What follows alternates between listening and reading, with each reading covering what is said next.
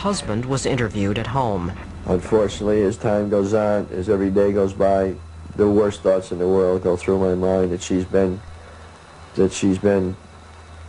I don't know, picked up or some harm done to her, or God, I don't know, I suppose the worst thoughts that anybody can possibly think of. She's my whole life. She has been for years. I don't even survive or exist well without her. She is my entire life. Joan Bent had been married to her husband Donald for 3 years, but she had known him for most of her life. She was just happy-go-lucky, easy-going, like I say, for the last roughly 10 years. She's a born-again Christian, extremely concerned about other people and about their feelings, and considerate to the point almost of a fault. 6 days after this interview, the frozen body of Joan Bent was found in the trunk of her car. Ligature marks on her throat indicated she had been strangled to death. There were no signs of sexual assault. Her keys were in the ignition. Her purse, untouched, was on the front seat. The police ruled out rape and robbery as motives. This left one prime suspect.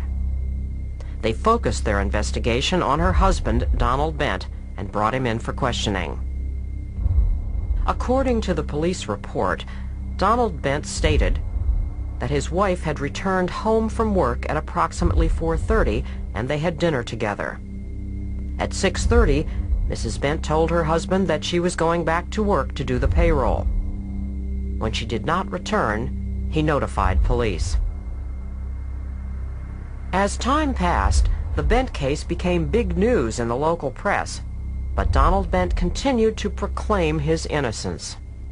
Well, I know, I know what I know, and my family, my children and close friends and so forth, they've all approached me. They've been standing by me 100%, and they realize and know that I'm just not capable of such a thing. I've had a couple of brushes with the law, but I'm not a violent man, and I never have been.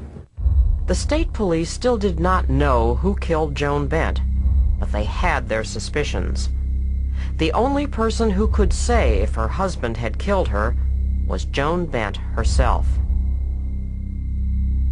Police knew they needed a forensic pathologist, and the top medical examiner of New York State was Dr. Michael Baden. A state police investigator tells me that they're investigating a death of a woman found in the trunk of a car. The autopsy showed that she had died of strangulation. He shows me the stomach contents, and immediately apparent that the food is just the way it was when it was swallowed, that no digestion had yet occurred. These potato fragments became the key forensic evidence in Dr. Baden's investigation. Potatoes, after they get into the stomach, fall apart very quickly. They don't have a great structure like peppers or carrots. So the fact that these potatoes were intact with the knife cuts and serrations still readily apparent told me that she had eaten the meal and swallowed those potatoes, and they got into her stomach within minutes before she was killed. Joan Bent's body had stayed completely frozen for 10 days.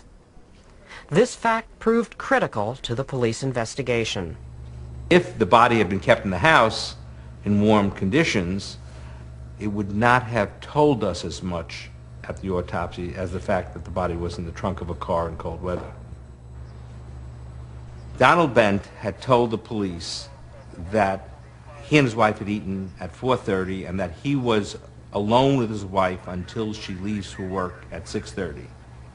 The stomach contents told us that she dies within half an hour of eating at 4:30. Therefore, Donald Bent had to have been with her when she died. On April 4th, 1988, Donald Bent went on trial for the murder of his wife. What do you think about the case against her? I have no idea. I don't know what information they have, but they can't have information that doesn't exist, John. The case was quite circumstantial even during the autopsy, and became firm on the analysis of the stomach content. That was the clincher. And that was the core around which we built the case. Donald Bent sat in court and listened to Dr. Baden reconstruct the events of what really happened the night Joan Bent died. If she stopped eating at 5 p.m., she would have to have been dead by 6 p.m. in order for the stomach contents to have remained in the condition I saw them in. The forensic evidence convinced the jury that Donald Bent had murdered his wife. Bent had strangled her when he found out she had secretly filed for a divorce. Donald Bent's own daughter said the trial was the longest 5 weeks of her life. He was my father. But it's over with, and he should be punished. Do you believe he did it? Yes, I do. What was your verdict in reference to the charge of murder in the second degree under the first count of the indictment? Guilty. Donald Bent was sentenced to 25 years to life in prison.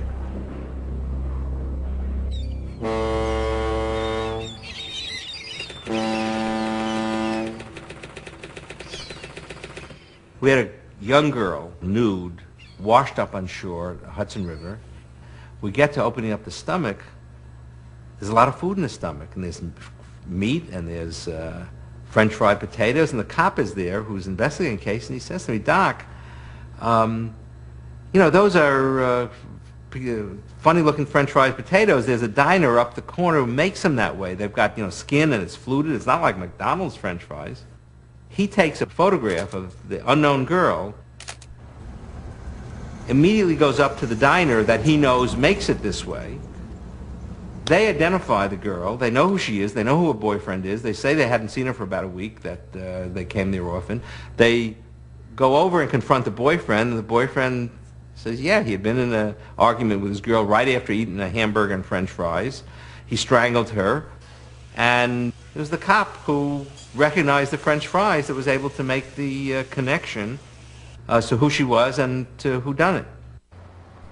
It may seem remarkable that undigested French fries could lead the police to a killer.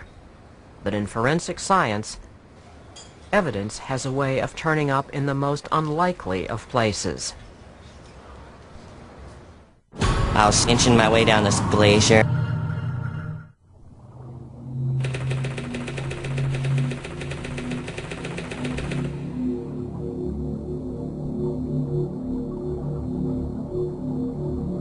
For years, Australians had flocked to the Sydney Aquarium to see its main attraction, the great white shark. One day, the shark took sick and died, and they had to replace it. The aquarium people went out 100 miles offshore, caught another shark, brought it back to the aquarium, and the shark promptly vomited up an arm, intact human arm, with a tattoo on it. The newspapers published the tattoo. The wife of the dead man identified the husband, told the authorities that he was out with some criminal-type friends. The friends were interviewed. One broke down and said, yes, we killed him, put him in a steamer trunk. One arm couldn't fit in, and we dumped it in the water to try and get rid of the body. The people who did this went to trial. The judge ruled that an arm is not a body, that just because a shark has an arm doesn't mean that the owner of the arm isn't walking around someplace with one arm missing. And threw out the case, and they were not convicted of murder.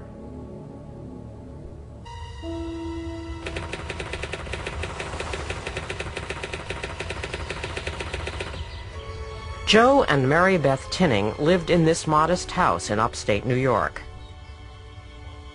They had two beautiful children, Joseph, 2, and Barbara, 4 years old. They had been married for 6 years when Mary Beth gave birth to their third child, Jennifer. Jennifer never left the hospital. She was diagnosed as having meningitis and lived for only 8 days. 2 weeks later, their son Joseph also died. The doctor said of cardiac arrest. 6 weeks after that, they lost their third child, Barbara. This time, the diagnosis was Reye's syndrome. After the death of her children, Mary Beth became distraught and withdrawn. So the Tinnings moved to a new home in another part of town, thinking the change would help. 2 years later, when she was 30 years old, Mary Beth gave birth to her fourth child, a healthy baby boy named Timothy. Then tragedy struck again. In just 3 weeks after his birth, Timothy was dead. The diagnosis was sudden infant death syndrome. Within a year and a half, the Tinnings had buried 4 children. It was Mother's Day, and Mary Beth had called me. She said to me, "Today, Joe and I are going to the cemetery. Would you like to go?" And when we got there, I sort of started counting the graves. It just really upset me. And of course, she gets down on the ground. She was clearing, you know, the grass and making sure all the names were clear.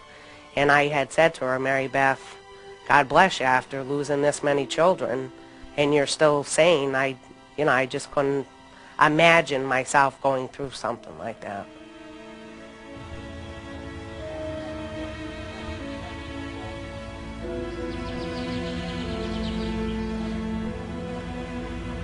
A year and a half later, Mary Beth gave birth to another boy named Nathan.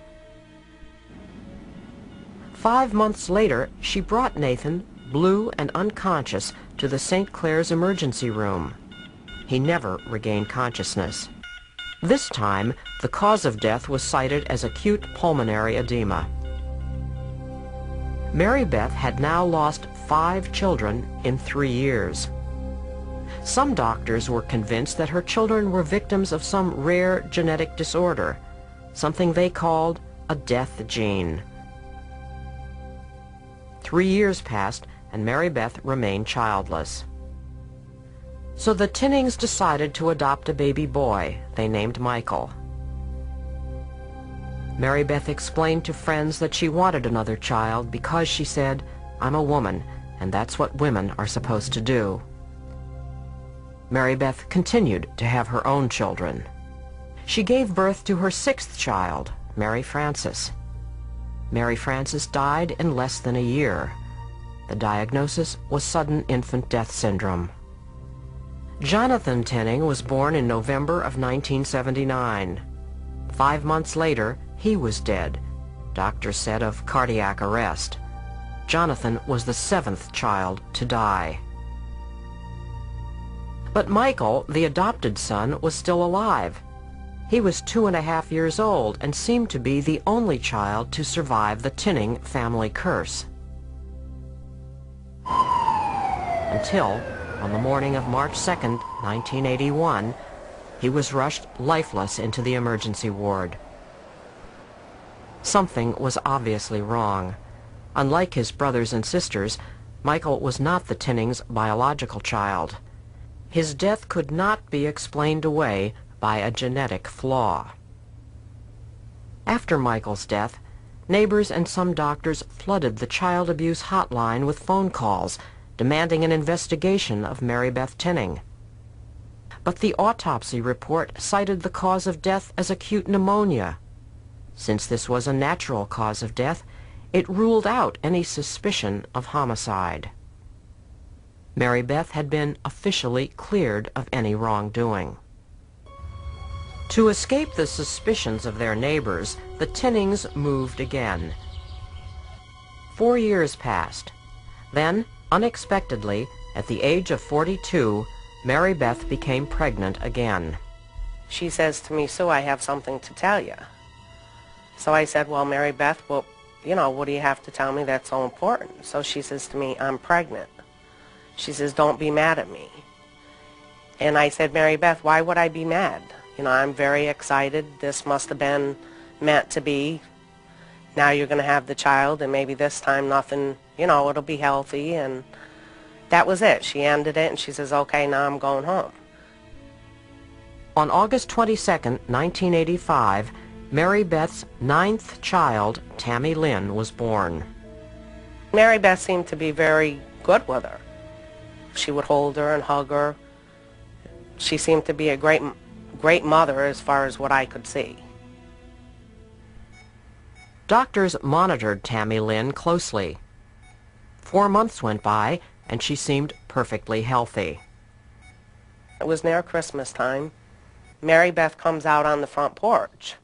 Now, again, I say it was cold out, it was snowing, and she says, Sue, you have to come here, I have to talk to you. I have something very important to tell you. So, of course, after I got done doing what I had to do, I went over, went up on the porch, and all she did was grab a hold of me and hug me and say, Tammy died last night.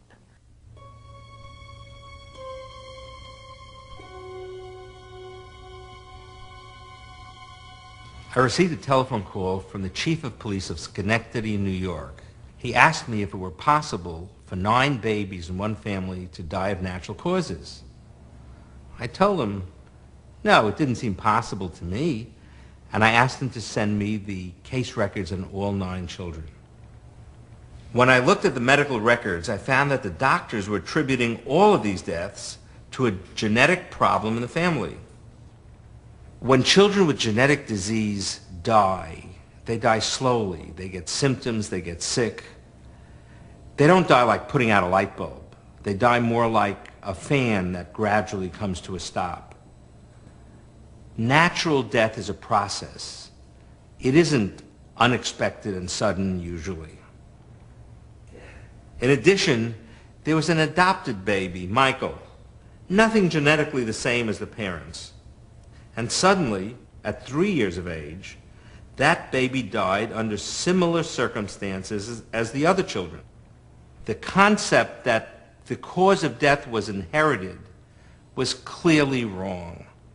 The other thing I noted was that the only person with the babies when they died was the mother. One baby, Nathan, died in the car on the way to the hospital. Many of the babies were blue when they were seen at the hospital. If a baby is blue, it's not SIDS. SIDS babies look perfectly healthy. When a baby that's been previously healthy turns blue and then dies, it means there's some kind of obstruction to their ability to breathe, some kind of suffocation. I told the police that the Tinning children had died of homicidal asphyxia. After 14 years and 9 deaths, the police finally had enough evidence to confront Mary Beth Tinning. They brought her in for questioning. She said, I didn't do it. I didn't do it. I didn't do it. She denied it. And then finding, you know, when I confronted her that we had medical evidence that it was a homicide, that enough children had died as a result of what she had been doing, she said, I killed my children. Mary Beth confessed to killing 3 of her children, Timothy, Nathan, and Tammy Lynn. She talked about how she had killed Tammy Lynn. I finally used the pillow from my bed and put it over her head. I held it until she stopped crying. I didn't mean to hurt her. I just wanted her to stop crying. Mary Beth was found guilty of murder. She was given a sentence of 20 years to life in prison. Mary Beth Tinning was a sympathy junkie. She liked the attention of people feeling sorry for her because she had lost her children.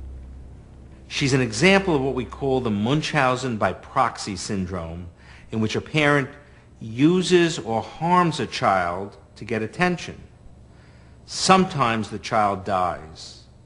In the Mary Beth Tinning case, 9 children died. Some cases of this mental disorder have been actually documented by concealed video cameras. In this videotape, a father is seen sitting in a hospital room with his baby. He looks around and sees no one else is present. He then gets up and lies on top of the baby, partially smothering it. The baby struggles to get free, then becomes motionless. Suddenly, the father gets up and leaves the room. If that father had stayed on the baby a little bit longer, the baby may have died. An autopsy would have shown no abnormalities. It's most likely the cause of death would have been certified as sudden infant death syndrome. When I see a battered child on the autopsy table, sometimes the whole body covered with black and blue marks,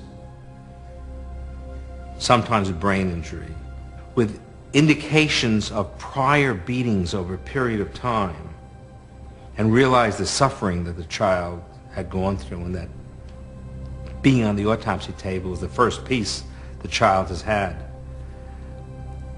The child tells me that society has failed to protect it.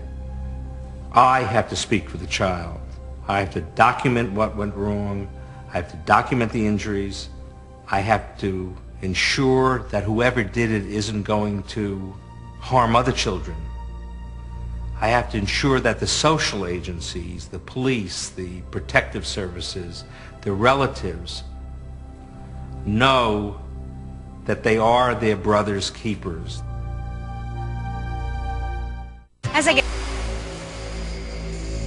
You are looking at actual police footage taken at a murder scene. A medical examiner calls on all his skills when he goes to a crime scene. To him, it is as revealing as an autopsy. He knows that something is always exchanged between a murderer and his victim that will help solve the case, and it's up to him to find it. It might be hairs or fibers from clothing, blood, semen, saliva. Sometimes it's an ordinary piece of clothing that holds the answer to the killer's identity.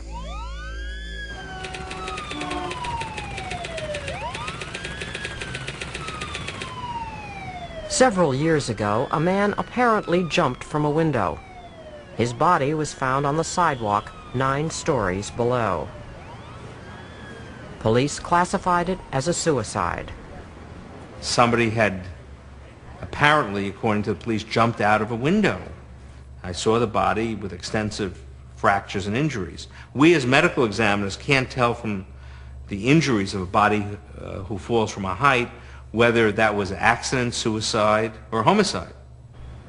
But when I went up to the apartment, there was apparent some drops of blood on the windowsill, and in looking further, I found a hat which had a cut mark right in the center caused by a meat cleaver.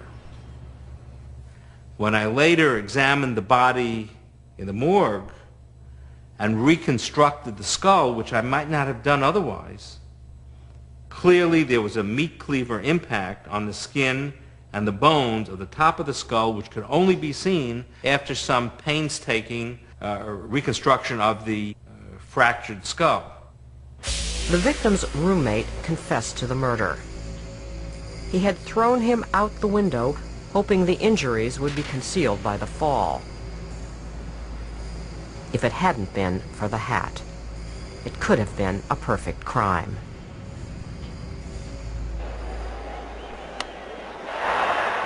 Billy Martin's life was filled with triumph and controversy, and so were the puzzling circumstances of his death, a puzzle which was solved through forensic science.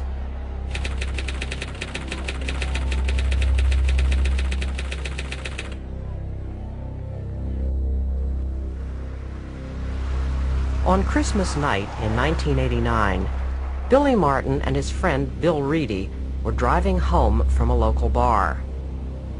It had snowed all night, and the roads were treacherous. At 5:45, the car skidded out of control around a hairpin turn and crashed in a ditch yards from his home. Billy Martin was dead at the age of 61. His friend Bill Reedy told police he had been driving. When he found out he faced a vehicular homicide charge, he changed his story. He then said that Billy Martin had been the driver. When I examined Billy Martin, I noticed that all of the impact injuries were on the right side of the body, which indicated that he was in the passenger seat and struck the outer door on impact. The police had retrieved the shattered windshield of the truck. This proved to be one of the most important pieces of evidence in the case. Hairs were found on the windshield on the passenger side of the automobile, which matched up to the samples of hair I had removed from Billy Martin at the time of the examination. And this proved that he was in the passenger seat at the time of the impact. The forensic evidence held up in court, and the jury agreed that beyond a shadow of a doubt, Billy Martin had not been driving the car that night. All New Year's Day, we're bringing you in Greenhaven Maximum Security Prison. Population, 2,000 of the most dangerous criminals in the country. It was here that Dr. Baden made one of the most startling discoveries of his career.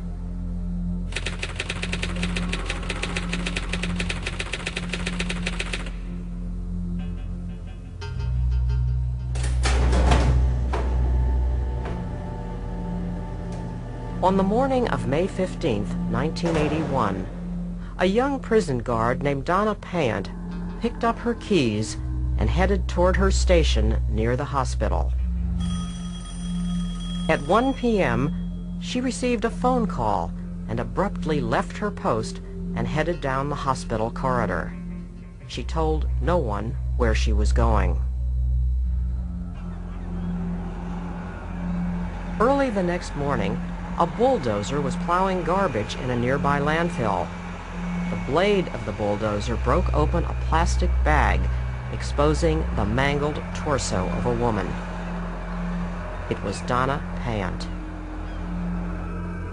Greenhaven was locked down, and a massive investigation was launched by state police.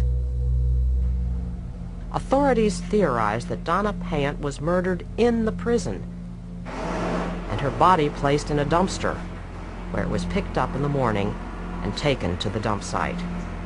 I think the prison probably had around 2,000 inmates, at least half of whom were probably murderers or rapists or things of that nature. Everybody was a suspect, inmates and guards. It really could have been anybody. Donna Pant, a 31-year-old mother of 3, had been a prison guard for only 1 month. Her husband, also a prison guard, had known the dangers his wife would face. He had pleaded with her not to take the job. I received a phone call from the Dutchess County District Attorney's Office about a woman correctional officer who'd been found dead at a dump site, and the autopsy had shown that she'd been strangled, and also that her nipples had been bitten off by rats. He brought down the photographs to me, and when I examined the photographs that same day, I told him that there's good evidence that she was strangled, but I was concerned about the bite marks because they didn't look like rat bites. Rather, the bite marks around the nipple looked like human bite marks. At the second autopsy, it was apparent that she had been sexually brutalized. Her hands had been tied behind her back. Because of an extraordinary combination of coincidence and memory, Dr. Baden recognized this pattern of violence. 4 years before, he had examined the body of another murder victim, Marilee Wilson. She also had human bite marks on her face and on her body, and she had been sexually brutalized in the same way as Donna Pant. The person who had been indicted for the Marilee Wilson murder was a man named Lemuel Smith. I called the district attorney. I asked him if Lemuel Smith was a prisoner at the Greenhaven prison. He called me back and he said, yes, he was a prisoner there, but he was assistant to the priest, and the priest had told the district attorney that he was such a good prisoner that he would trust him with his own mother. God's work is one thing, medical examining work is another. I couldn't believe that there's another person of the 13 million people in the state of New York who could kill somebody in the way that Donna Payant was killed and the way Mary Lee Wilson was killed. Lemuel Smith was serving 2 life sentences for first-degree murder, but he denied killing Donna Payant. I was a person that's done some terrible things, right? But a person that struggled to change, right? And I think I've achieved that change. I think that's why I can sit here now and talk to you like this, where I'm not screaming when I know what they've done to me. Bodden was sure he had his murderer, but he knew he needed proof that the bite marks on Donna Payant's body were left by Lemuel Smith. So detailed photographs of the bite marks on the bodies of Donna Payant and Mary Lee Wilson were sent to forensic dentist Dr. Lowell Levine. We were fortunate in that case in that it's one of the few times where we had a known bite mark of a murderer in a victim. And so we were able to compare the known bite mark of Lemuel Smith in the victim, in Mary Lee Wilson, with the unknown bite mark, which was in the chest of Donna Payant. The bite marks of the victims were superimposed on each other. They matched perfectly. A mold was then made of Lemuel Smith's teeth. When you take a mold of Lemuel Smith's teeth, you can literally place them into a life-sized photograph of the bite mark, and you can see how well the teeth fit in there. The 2 bite marks, the one left on Mary Lee Wilson in 1977 and the other on Donna Payant in 1981, were made by the same person, Lemuel Smith. On the basis of the forensic evidence, Lemuel Smith was brought to trial. Doctors Bodden and Levine testified for the prosecution, and Lemuel Smith was found guilty. Lemuel Smith is serving his 3rd life sentence in solitary confinement.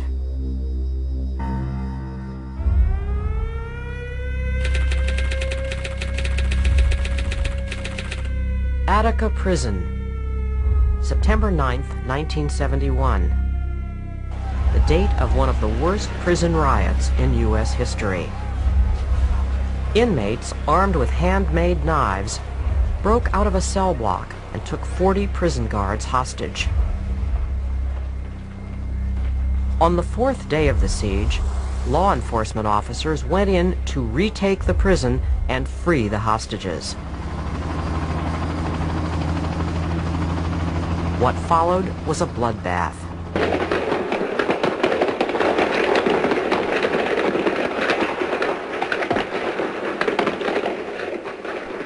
The barrage of gunfire lasted only 6 minutes. Lie down on the ground. When it was over, 43 men were dead, including 13 hostages. Commissioner Oswald and others said that the inmates had savagely slit the hostages' throats. He called Dr. Bodden into the case. The Department of Corrections called me up.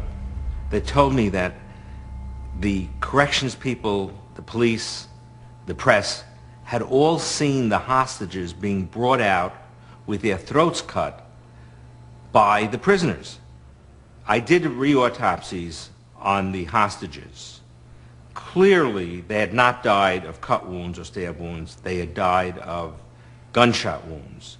And these were gunshot wounds from a distance. There was no powder on the bodies. And the pellets had spread widely, indicating a great distance.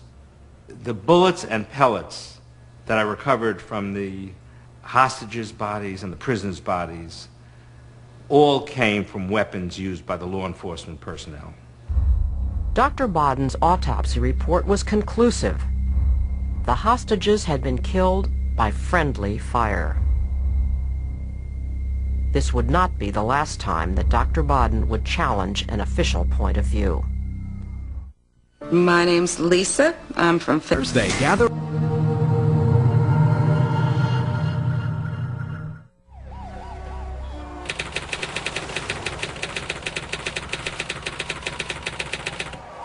At 9:45 a.m. on the morning of January 18, 1988, 911 Emergency received a call from a frightened 13-year-old girl named LaToya Thomas. She keep on breathing hard or something. She won't wake up. Paramedics rushed up to a third-floor apartment. Here they found a 30-year-old woman, Muriel Thomas, lying on the floor, face down. She had been dead for several hours. The police report stated that there were suspicious bruises on Muriel Thomas's face and arms. More important, she had abrasions on her neck that appeared to be strangulation marks. It looked like a homicide.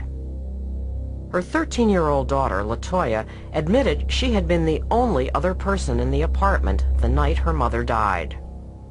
The medical examiner's report confirmed police suspicions that Muriel Thomas had been strangled to death. LaToya and her mother had lived alone in this small apartment house in Wilmington, Delaware. Muriel had been divorced from her husband and raised LaToya by herself. They had very little money and looked to each other for love and support. In a diary entry dated December 1987, LaToya wrote, "I love my mama very much. Don't let anything happen to her. Please, God, she means everything to me." 1 year later, LaToya was arrested for the murder of her mother. They took this 13-year-old child, handcuffed her, put her in the back of a police car. I asked could I go with her. They told me no. And all this time she's alone, scared to death. A stunned LaToya Thomas was placed in the Bridge House Detention Center. She was sitting in a corner, blank.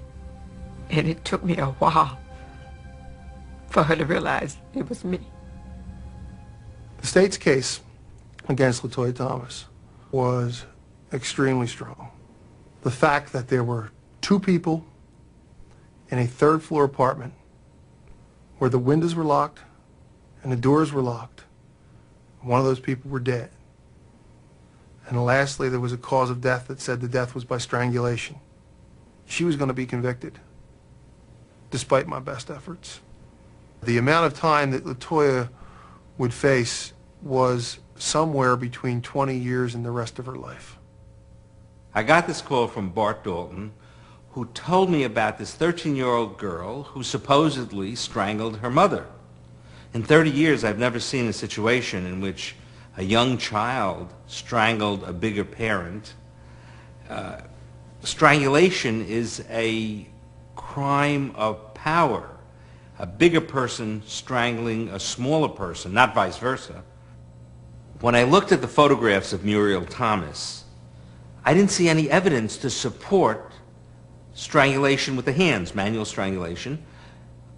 There were no marks on the neck, skin, that suggested the patterned abrasions of fingernail marks. There were blotchy hemorrhages in the whites of the eye, but these were the typical kind of hemorrhages from somebody laying face down for some period of time after death. And there weren't the fine, pinpoint petechial hemorrhages that are the hallmark of neck compression and manual strangulation. On internal examination, the windpipe was intact. There were no fractures of the larynx or of the hyoid bone. Mrs. Thomas had many bruises on her body when she was found.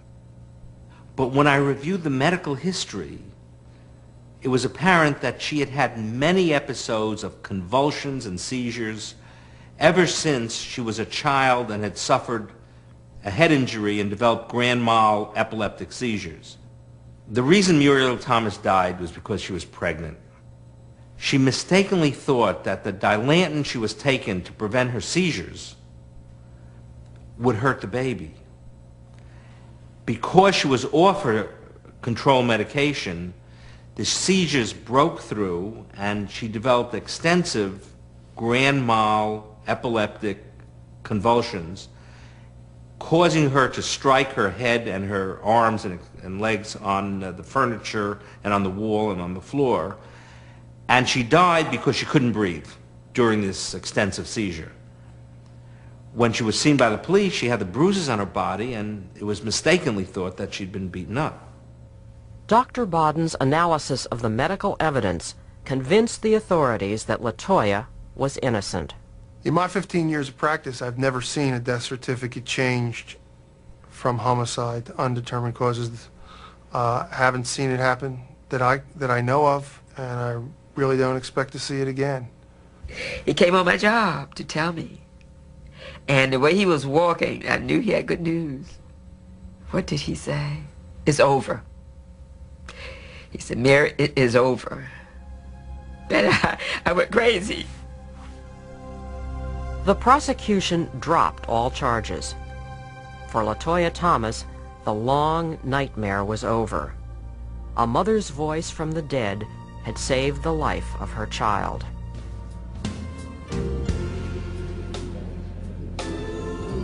In this next case, a father who had been dead 28 years would miraculously comfort his youngest son.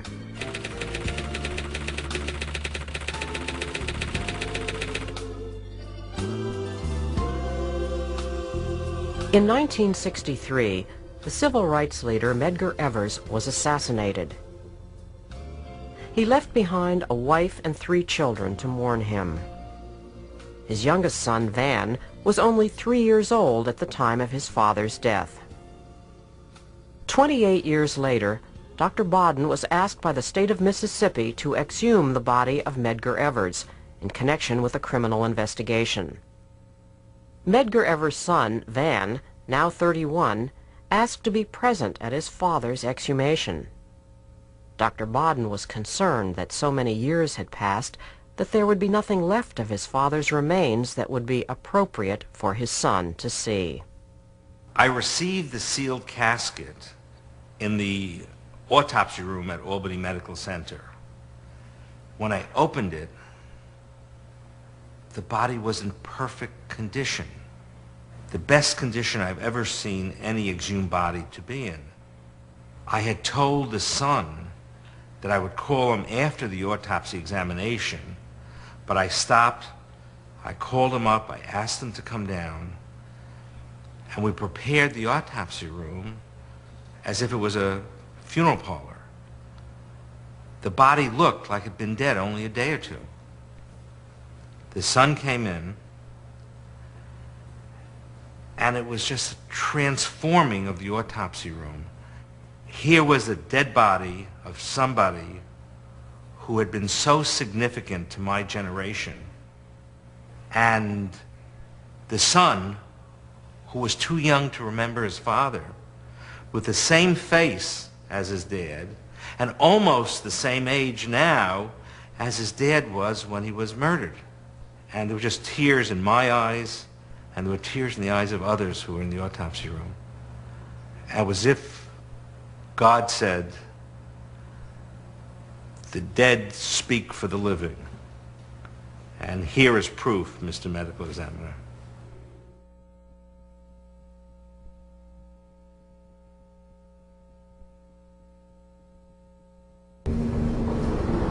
It is a crime scene.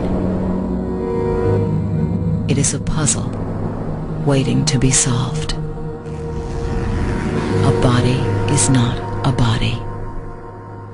For the medical examiner, it is a story.